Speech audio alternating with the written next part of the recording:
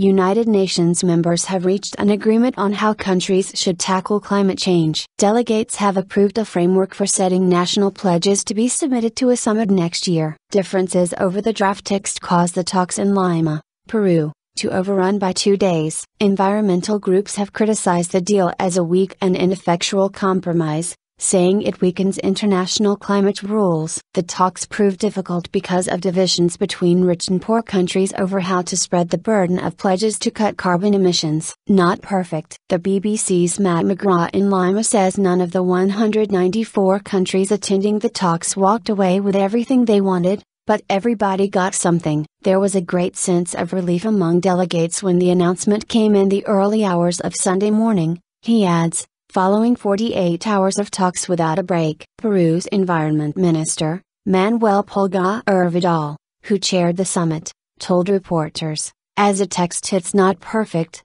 but it includes the positions of the parties. The agreement was adopted hours after a previous draft was rejected by developing countries, to accuse rich nations of shirking their responsibilities to fight global warming and pay for its impacts. The final draft is said to have alleviated those concerns by saying countries have common but differentiated responsibilities. We've got what we wanted, Indian Environment Minister Prakash Javadekar told reporters, saying the document preserved the notion that richer nations had to lead the way in making cuts in emissions. It also restored a promise to poorer countries that a loss and damage scheme would be established to help them cope with the financial implications of rising temperatures. However, it weakened language on national pledges, saying countries may instead of shall include quantifiable information showing how they intend to meet their emissions targets. The agreed document calls for an ambitious agreement in 2015 that reflects differentiated responsibilities and respective capabilities of each nation. Developed countries to provide financial support to vulnerable developing nations. National pledges to be submitted by the first quarter of 2015 by those states ready to do so. Countries to set targets that go beyond their current undertaking. The UN climate change body to report back on the national pledges in November 2015. Environmental groups were scathing in their response to the document,